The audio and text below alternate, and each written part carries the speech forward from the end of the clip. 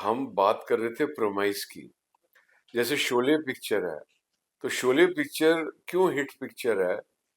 Sholay is from the point of view of Thakur Baldev Singh.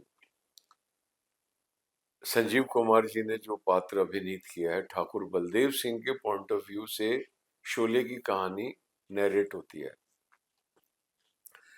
जो कि एक डिवोटेड पुलिस ऑफिसर है। और वो पुलिस ऑफिसर इसलिए नहीं है कि अ, उनको घर चलाने के लिए नौकरी करने की जरूरत है। वो बहुत स्ट्रांग है, उनके पास में गांव में बहुत जमीन है, बड़ी भरा पूरा परिवार है, सब कुछ है, लेकिन और कोई बहुत ऊंची पोस्ट पे भी नहीं है, इंस्पेक्टर की पोस्ट पे है। वो इसलिए है क्योंकि उनको अपराधियों से लड़ने का शौक है। मतलब शौक कहें कि मिशन है उनका। वो समाज को अपराध मुक्त करना चाहते हैं, उन्हें अपराधियों से घृणा है। तो वो पात्र है, और वो पात्र का एक ऐसा हालत होती है कि वो अपनी वर्दी भी खो देता है, जो उसकी ताकत है। एक पुलिस ऑफिसर की ताकत कहाँ है? एक पुलिस ऑफिसर की ताकत उसकी वर्दी में है और उसकी पिस्टल में है। तो जब आपकी वर्दी उतर जाएगी, आपके पास में पिस्टल नहीं रहेगी, आपके पास हथियार ही नहीं रहेगा, और दूसरे आपकी दोनों भुजाओं को भी काट दिया जाए, तो पिस्टल भी होगी तो आप क्या कर लोगे? आपके पास तो हाथ ही नहीं है पिस्टल चलाने के लिए। और आपको इंतकाम लेना है, प्रतिशोध लेना है उस क्षेत्र के, उस समय के सबसे दुर्दांत खलनायक गब्बर सिंह से। तो ये काम कैसे होगा? This is impossible. That's what the audience roots for. जैसे आज मोदी जी पॉपुलर हैं, लोग बोलते हैं मोदी है तो मुमकिन है। जो इम्पॉसिबल है वो उसको भी पॉसिबल कर देते हैं। तो ठाकुर बलदेव सिंह के पास ना तो यूनिफॉर्म है, ना वेपन है, ना उसके पास हाथ है, लेकिन फिर भी वो गब्बर सिंह से बदला लेने में कामयाब होता है जब पिक्चर एंड होती है। वो इस पिक्चर की कामयाबी का राज है, क्योंकि जब पिक्चर एंड होती है तो पिक्चर ये सटनली मैसेज दे रही है, God helps those who help themselves। God helps those who help themselves। जो अपनी मदद स्वयं करते हैं, भगवान उनकी मदद करता है। भगवान ने जय और वीरू को भेजा ठाकुर बलदेव सिंह की मदद के लिए। तो ये प्रमाइस थी जिसकी वजह से ये इतनी बड़ी हिट हुई।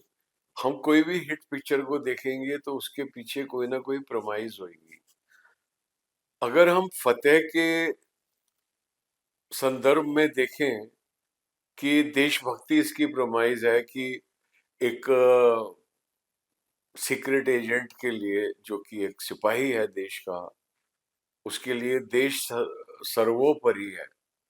वो एंड तक ले जाते वहां पे ले जाया गया कि जब वो जो प्रमुख खलनायक है नसीरुद्दीन शाह, तो उसका सामना करते हुए बोलता है कि तुम देश के साथ विद्रोह कर रहे हो, तुम देशद्रोह कर रहे हो, तुम्हारे साइबर क्राइम की वजह से आम आदमी लुट रहा है, बर्बाद हो रहा है।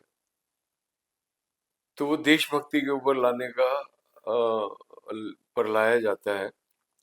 लेकिन तब तक अब जहां कहीं भी लाया जाना है, सबसे बड़ी बात है कि व्हाट इज डायरेक्शन। डायरेक्शन वो तो है ही है कि टेकिंग्स आपकी कैसी है, आप सीन्स को कितनी अच्छी तरीके से जीवंत कर रहे हैं, और अभिनेताओं से कितना अच्छा अभिनय लेके आप आ रहे हैं, और बाकी जितने टेक्नीशियंस है उतना अच्छा काम कर रहे हैं। लेकिन from the audience point of view, direction will be direction. You can not have a direction without a destination. Direction के लिए एक डेस्टिनेशन का होना बहुत जरूरी है। जब तक आपके पास डेस्टिनेशन नहीं है तो आप एक कारवां को डायरेक्ट कैसे करोगे? कोलंबस वाला हाल हो जाएगा, जाना था जापान पहुंच गए चीन, वो वाला हाल हो जाएगा। जाना था इंडिया पहुंच गए अमेरिका, और अमेरिका को जाके बोल दिया यही है इंडिया। तो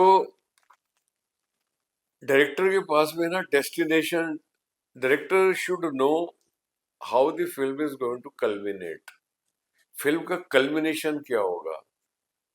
बहुत सारे सीरियल डायरेक्टर्स फिल्मों में कामयाब नहीं हो पाते, उनकी सीरियल इतने हिट होते हैं लेकिन जब उनको फिल्म दी जाती है तो वो फिल्म कामयाब नहीं हो पाती है। उसका एक प्रमुख कारण यही होता है कि सीरियल के अंदर एक डायरेक्टर को एपिसोड एंड करना होता है एक टर्निंग पॉइंट पे लाके, जिसको सिनेमा में बोला जाता है प्लॉट पॉइंट। तो एक टर्निंग पॉइंट पे लाके एपिसोड को एंड करना है ताकि ऑडियंस को क्यूरियोसिटी हो कि आगे क्या होएगा, और फिर वो अगला एपिसोड देखे। लेकिन फिल्म के अंदर you can not end like that. जब फिल्म एंड होती है तो it has to arrive at a very decisive and a conclusive end, and also it should be unpredictable. मतलब बहुत ही मुश्किल ये एक चैलेंज है कि the end should be unpredictable, because अगर प्रिडिक्टेबल हो गया तो पिक्चर हिट नहीं होने वाली, पिक्चर चलने नहीं वाली कि यार ऑडियंस को पहले से पता है पिक्चर का एंड क्या होने वाला है। और जो ऑडियंस एक्सपेक्ट कर रहा है कि ये एंड होने वाला है, अगर उसकी एक्सपेक्टेशंस के विपरीत हुए तो मतलब अगर एक गूगली आए ऑडियंस पे और बोल्ड करती चली जाए, क्योंकि डायरेक्टर का काम है ऑडियंस को क्लीन बोल्ड करना, तो क्लीन बोल्ड करती चली जाए ऑडियंस को, पिक्चर सुपर हिट हो जाएगी। लेकिन उसके लिए बहुत जरूरी है कि the film should arrive at a conclusive and a decisive and, and it should B inevitable.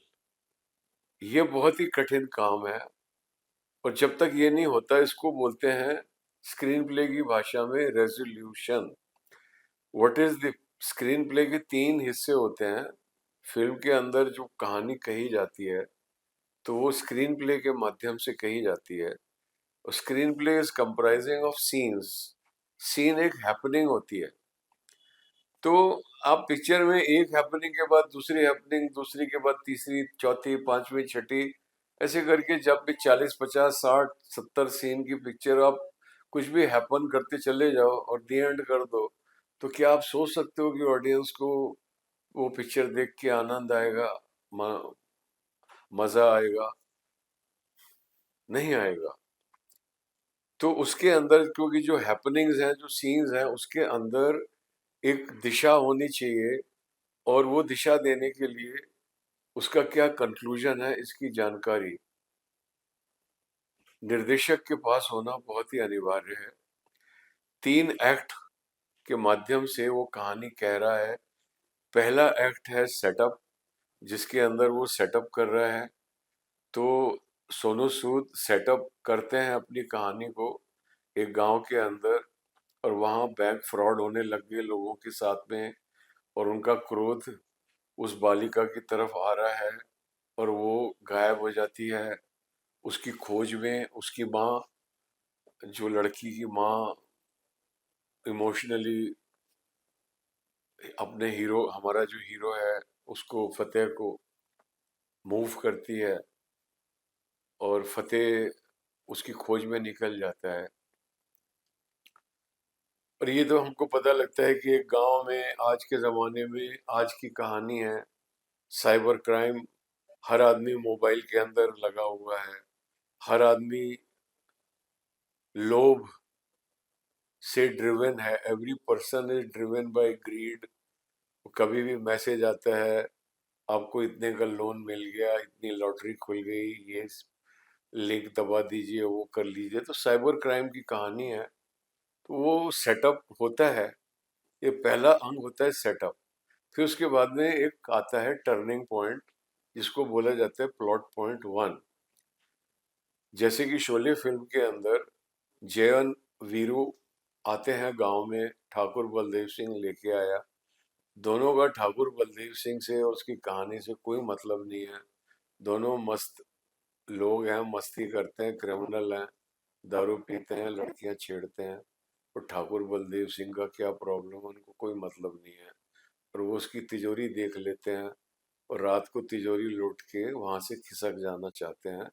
मगर जब वो तिजोरी खोलने का प्रयास कर रहे होते हैं तो ठाकुर की बेवा बहू वहां आ जाती है और उनकी मर्दानगी को ललकारती है कि अच्छा हुआ तुम ये चाबी लो तिजोरी की और लेके निकल जाओ, ताकि मेरे ससुर का एक जो उसने गुमान पाला हुआ है कि तुम्हारे सहारे वो कर लेगा, तुम मर्द लोग हो, उनकी मर्दानगी को चैलेंज कर देती है। तो वो वहां पे रुक जाते हैं। ये टर्निंग पॉइंट है, ये बहुत बड़ा टर्निंग पॉइंट है। अगर जय और वीरू उस तिजोरी को लूट के निकल लिए होते तो कहानी वहीं पे बंद हो गई होती, कहानी वहां पे आगे बढ़ी। तो ऐसे करके जो फर्स्ट प्लॉट पॉइंट है फतेह फिल्म का, उसमें हमको पता लगता है कि हमारा जो नायक है ये भारत की सीक्रेट सर्विस से जुड़ा रहा, अभी रिटायर्ड हो चुका है, लेकिन इसकी वही ट्रेनिंग है, इसकी वही एटीट्यूड है। और यहाँ से कहानी आगे बढ़ती है। और फिर जो स्क्रीन प्ले के अंदर दूसरा पोर्शन होता है वो होता है कॉन्फ्रंटेशन। कॉन्फ्रंटेशन के सेगमेंट में मजा तभी आता है ऑडियंस को कि जब दो विरोधी पार्टियां लड़ रही होती हैं। एक हीरो होता है, एक विलन की पार्टी होती है।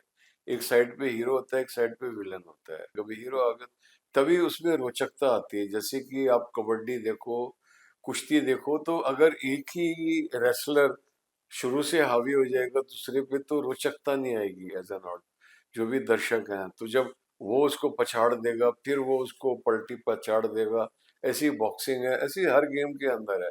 जब तक कि कॉन्टेस्ट क्लोज नहीं होएगा तब तक कॉन्फ्लिक्ट का मजा नहीं आएगा। तो जो दूसरा सेगमेंट होता है स्क्रीन प्ले का, confrontation, which is due to the conflict, and conflict is a very very essential element of a successful film.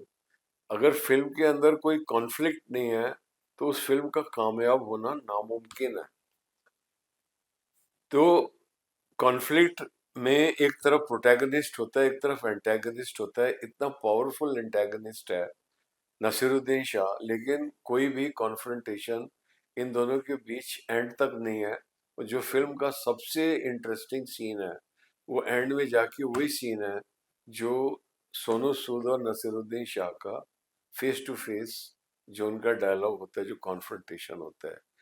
तो जो सेकंड सेगमेंट होता है स्क्रीन प्ले का, वो कॉन्फ्रंटेशन का जो सेगमेंट है वो वन साइडेड है। हमारा हीरो एक किलिंग मशीन है, वो जहां भी जाता है वो लोगों को मारता हुआ चला जाता है मशीन गन की तरह। वो और बहुत ही ब्रिलियंटली पिक्चराइज्ड है, उसके ऊपर बिल्कुल चर्चा नहीं हो रही है। बहुत बड़ा डायरेक्टर पैदा हुआ है, ये आगे बहुत बड़ी हिट फिल्में देने वाला है Sonu Sood as a director. हम तो सिर्फ समझने की कोशिश कर रहे हैं, सब लोग आपस में उसको भी, अपने आप को भी, और जो और निर्देशक इस कार्यक्रम को देखेंगे, देख रहे हैं। तो कॉन्फ्रंटेशन जो है ना वन साइडेड है, and as a result there is no plot point two in the story at all, and the film arrives at its conclusion, and the director himself is very unsure कि has the film arrived at its conclusion। ये बहुत ही नितांत व्यक्तिगत बात होगी इस बात को बोलना, लेकिन मजहर खान भी एक बहुत नामी एक्टर और अच्छे एक्टर थे। उन्होंने एक फिल्म डायरेक्ट की थी गैंग, और उसकी शूटिंग पे मैं गया था और वो बहुत दिनों तक बनती रही थी। और मजहर खान एज ए डायरेक्टर गले में व्यू फाइंडर लटका के इधर उधर एंगल देख के, और सेट के ऊपर इतने सारे करेक्टर्स थे, सब पे खून निकल रहा था, ब्लड ही ब्लड, खून फैला हुआ था।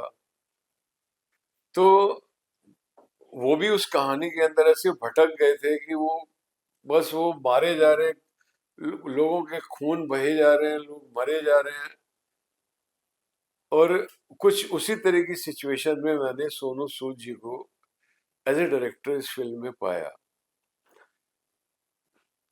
As a leading man his acting is very competent. जिस हिसाब से उन्होंने करेक्टर को विजुअलाइज किया है और अपनी पर्सनैलिटी के हिसाब से मोल्ड किया है, और मैं तो यही आशा करूंगा कि जिस तरीके से क्लिंट ईस्टवुड हॉलीवुड में डायरेक्ट करते थे अपनी फिल्में, एक्शन फिल्में, उसी तरह आगे बॉलीवुड में सोनू सूद जी डायरेक्ट करें और खुद को हीरो लेके इस प्रकार की फिल्में बनाएं। और उनकी अगली फिल्म बहुत ही बहुत ही ब्रिलियंट हुई। I am confident because I know the problems of a debut making director. Debut making director सोचता है कि मैं मुझे सब कुछ पता है, मैं सब, लेकिन there are so many things which you learn only while you are making a film. इसीलिए फिल्म इंस्टीट्यूट्स के अंदर और जहाँ कहीं पे भी फिल्म विधा सिखाई जा रही है, वहाँ ये बात बहुत आवश्यक है कि जो भी फिल्म बनाना सीखना चाहता है वो फिल्म बनाए, शॉर्ट फिल्म बनाए। और फीचर फिल्म तो एक ऐसी लग्जरी है कि वो डायरेक्टर फिल्म बनाता है और उससे वो सीखता है। जो 90s के सबसे सुपरहिट डायरेक्टर डेविड धवन, मेरे परम मित्र, मेरे batchmate, class fellow, film institute के डेविड धवन, उन्होंने अपनी पहली फिल्म स्वर्ग हिट बनाने के पहले 5 फ्लॉप पिक्चरें बनाई, जिनके द्वारा उनकी ग्रोथ हुई, जिनके द्वारा उनको वो सबक मिला। इसलिए अगर फतेह बहुत ज़्यादा कामयाब नहीं है, we should not hold it against the director. He has done a very good job as a debut making director, and he will make great pictures in future. And let's conclude this episode here. Thanks a lot.